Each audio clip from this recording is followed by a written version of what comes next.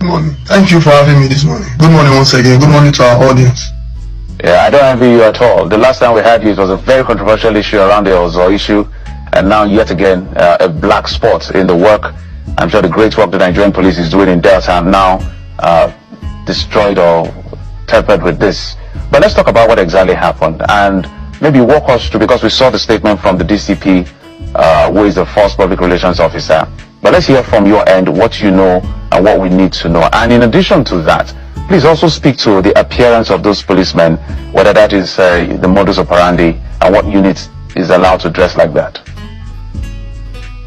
All right, I'll start with the issue at hand, which is a very sad issue.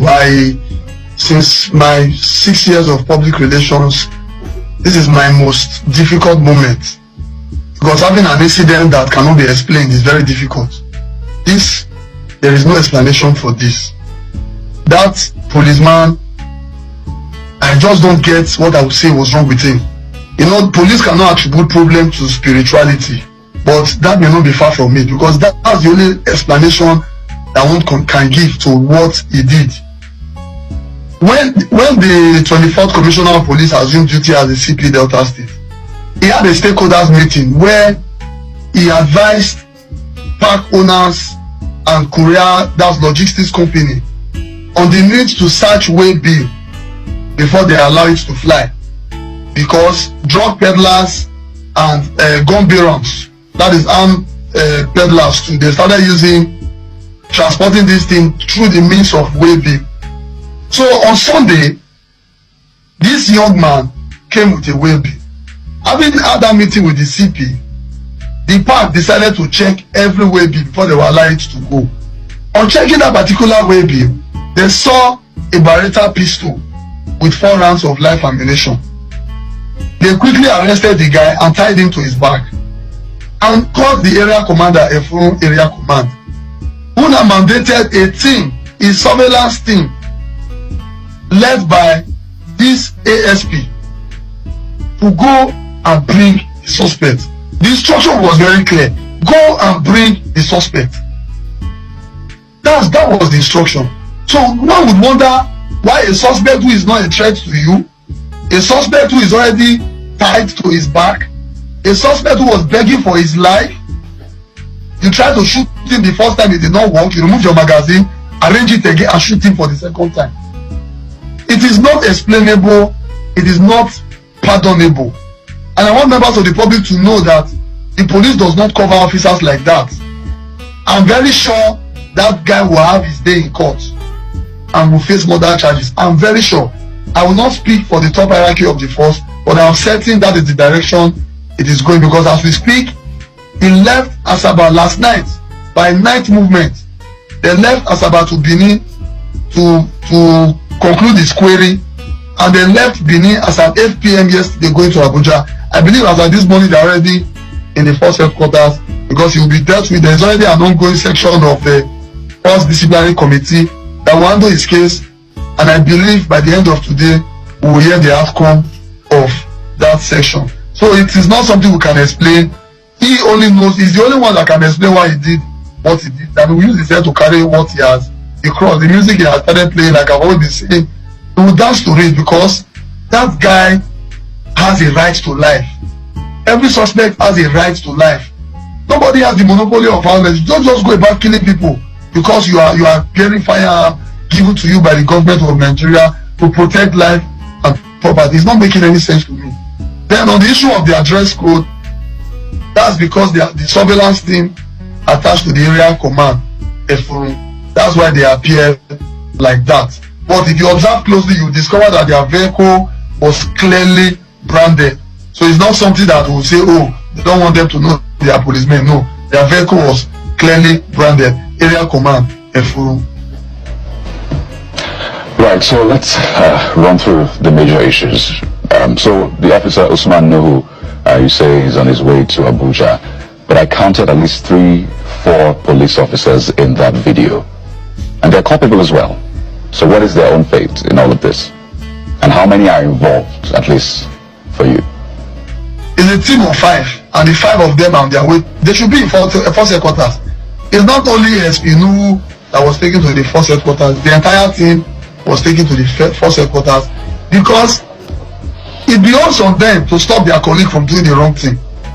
The video did not at any time show that they tried to stop him, so they cannot completely exonerate themselves from it because the video did not at any time show them trying to restrain the police officer. You can even disarm your colleague when he's going out of line. They ought to have done that. They did not do that. So I believe they are culpable as well. They will go and defend themselves at the force headquarters. But it's not only ASP Nuhu Usman that was taken to force headquarters. The entire team, led by the area commander himself, they are presently in force headquarters as we speak. So you say this cannot be explained in natural understanding. So based on that, what do we know about this officer Usman Nuhu? Well, for now, we've not had any record of close to this kind of incidents from him. That's never happened. He has been in the command. I've known him for over 6 years. We've never had a reason to believe that he could do this. And by virtue of his rank, a 2-star officer, by virtue of his rank, it is expected that he knows what is right and what is wrong. It is expected that he knows what it takes, how it is for a police officer to be seen as professional. You should be able to understand what it means to respect human rights. And that was why it was mandated to go and bring a suspect. So that's why at the beginning I said, even though we don't believe in spiritual problem, you never can tell, because that's the only explanation that one can try to give. Because initially, from what we had, the suspect was handed over to him. He picked the suspect, put him in the vehicle. Before he said, okay, let's leave the bank, he brought him out again and started doing what he did. So one cannot explain why he did what. He's the only one that can explain it. And it's not with me right now for me to bring him before the media to explain. Okay, maybe when he's eventually dismissed, he will explain in court why he did what he did. But this young man, his name has been, he's been called Ogenemin, and the person who was killed, he was begging for his life. He kept saying, you know, take me to Sapalaka. I will tell you. Whatever you need, I will tell you. I've never seen someone beg so passionately for life and cooperate in such manner. But we had the officer still shoot him, not once, twice from that video we saw. And to a lot of Nigerians, it proves one thing, that the policeman, and perhaps others there, the other policemen, know something about that Beretta pistol that was way-built, and they didn't want him to spill any information. So while they must be punished for killing that man, I mean, to the very maximum sentence, we must also unravel what is behind that pistol that was way-built, because he kept saying, I will tell you. And it's only someone who is involved, someone who is guilty, that wants to kill a witness that is about to spill the details of that particular operation. Within the police cycle, if I tell you that we've not had that line of thought, then I'll be lying to you. Because we have been trying to ask ourselves, what are the possible reasons why the officer did it? But what makes it difficult to want to believe that is the circumstances that led to his deployment there. It was the area commander who deployed him. That kind of coincidence, it will be very difficult to be coincidental, though not completely impossible. We have very good hands in the Nigerian police force, and they will not just dismiss him and take him to court. Investigation will be carried out. A lot of analysis will be done to know the real motive behind that shooting, and also to know who sent that young man to waybill that gun as well. And you know, this is not the first time. I've done videos where we recover gun, drugs, even cocaine that was passed in a bulb through, and they were trying to waybill it to different parts of the country. So we will definitely unravel this one. It's not ending by just saying, okay, dismiss. No, investigation will be carried out to understand why he did what he did, knowing that the suspect is already willing to give you the information that you need to arrest more suspect. He has to explain. Definitely he must explain. I would also like to add that in my years of service, I have never seen this. Yes, from distance we hear stories, but I have never. And I can tell you that I have only been able to watch that video once, and that was because I was watching it through my commissioner of police phone. I couldn't say, okay, I can't watch this. But subsequently, whenever I hear that boy begging, I usually block my ear, because I just hope, I keep hoping he will not shoot, even though it had already passed. It is that bad, because that's somebody's son. It could be my brother, it could be anybody, and that guy could be innocent, for goodness sake. It could just be an innocent person who was sent to go and reveal something and nobody knows what, I mean, may not even know the content. So it's very sad. The police condemned this outrightly, and this incident happened on Sunday. Before the whole video started coming out, he was already on his way to Benin for the AIG to sign his query for him to go to first headquarters. So it's not something that the police intend to cover. The police have never covered such.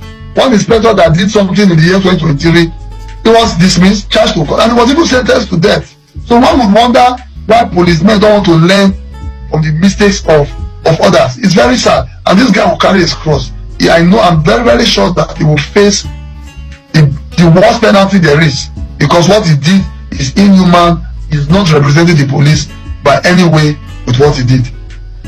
Mr. Dafe, I must commend you for the honesty, because it's difficult to defend what was caught on camera. But let's also talk about the recording. Was it done by a policeman, or it was who did the recording? Is he also part of those who have been taken to Abuja? You can't really tell, because it happened at the park. Oh. That shooting you are seeing happened at the park, where there were so many passers-by. So anybody could have taken that video. And I believe the policeman know that he was on record. So that's what I'm saying. It's not adding up. It's not really adding up. If, let us assume, he even knows something about it, let us assume. Do you think he would do what he did in the open? He would not. So it's not adding up. When you look at the circumstances, he's the only one that can tell us the reason why he did what he did. Somebody even asked me if he's on drugs. I said, I don't know him to be on drugs. It's very sad. And that's why I say it's unexplainable. You can't even explain it.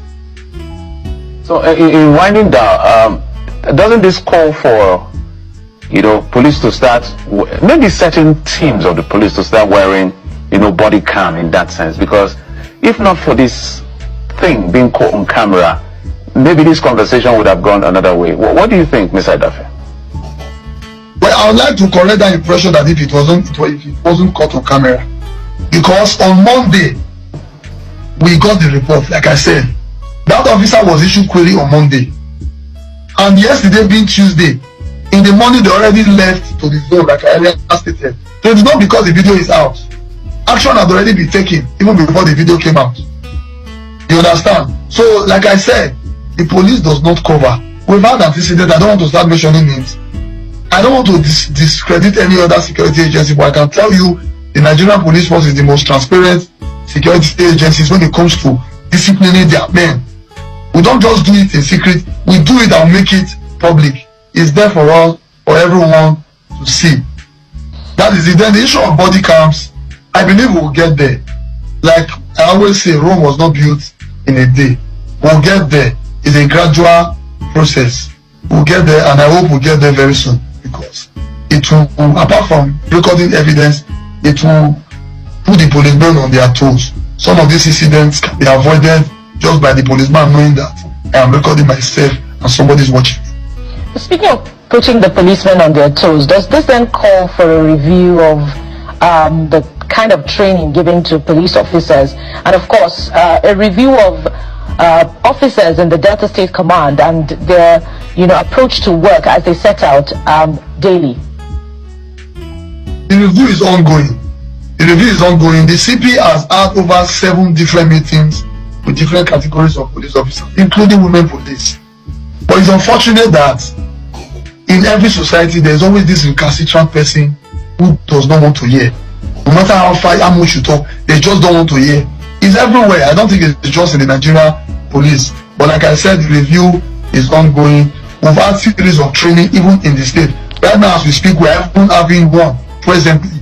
So we are on it. But like I said, it's a gradual process. And we really pray and hope that this ugly incident never ever repeat itself again. Nobody deserves to die in that manner. So the question is, are there more officers who have this kind of traits that are still on the streets, on parole, or patrol rather, or undergoing some sort of operation right now? That's a big question. But I want to wind down with these 2 questions. On the one hand, that infamous saying of, I will shoot you and nothing will happen, and nobody will hear. It's been trending yet again, and just in the midst of that, the video came out, and so people started wondering that. So some of these things they hear from some of the policemen they meet, that I will shoot you, I will buy you, as I say, and nothing will happen, may just be true. Thankfully, this is not going down that way. So what exactly happened right after they put the body of that young man in the van or in the space bus? What did they do to the body? How? Because I'm wondering, how did they go about it? Did they think they will dump the body? What exactly happened there? Because they were meant to go straight to the station, but they paused, brought him out. In the way he was even tied like a goat. That's a human being, for crying out loud. Whatever happened to just handcuff him, right? So what happened to the body? How did they dispose of the body of that young man? And secondly, people have been raising the point, SARS, hasn't SARS rather been disbanded? Why are they being called SARS yet again? And don't forget, this is what started NSARS in 2020, and it's part of what started it. So I'd like you to speak to what happened to the body of that young man, and why are they being referred to as SARS when it's been disbanded? All right, like I said surveillance team is not a SARS personnel. However, people believed, people are towing the line of, or maybe it was operating in SARS before SARS was disbanded. I think that's why that issue is coming up. It's not a SARS personnel. We don't have SARS in the command. We don't have SARS in any parts of the country. In all that the 6th command, there is no SARS in the Nigeria police force. As for the body, upon shooting that young man, he took him to the area commander's office. And when the area commander saw him in his pool of blood, they quickly rushed him to the hospital.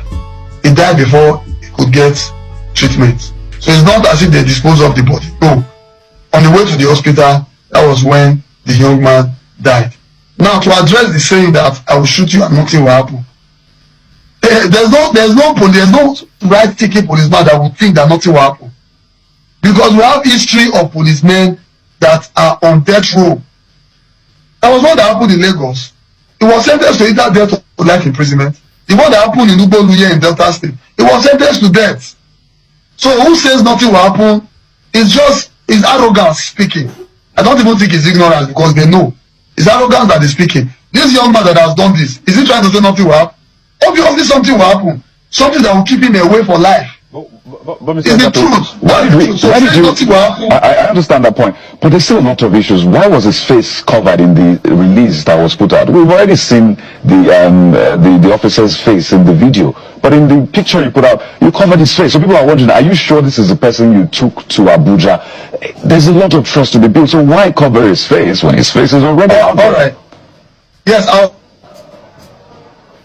officer is first in Nigeria. It's part of the criteria to be a police officer. You must be in Nigeria. And the Nigerian Constitution has stated it clearly that media parade is not the way forward. If you observe, even when we are parading kidnappers, armed robbers, defining suspects, rape suspects, we blur their faces, we cover their faces, or we take them from behind.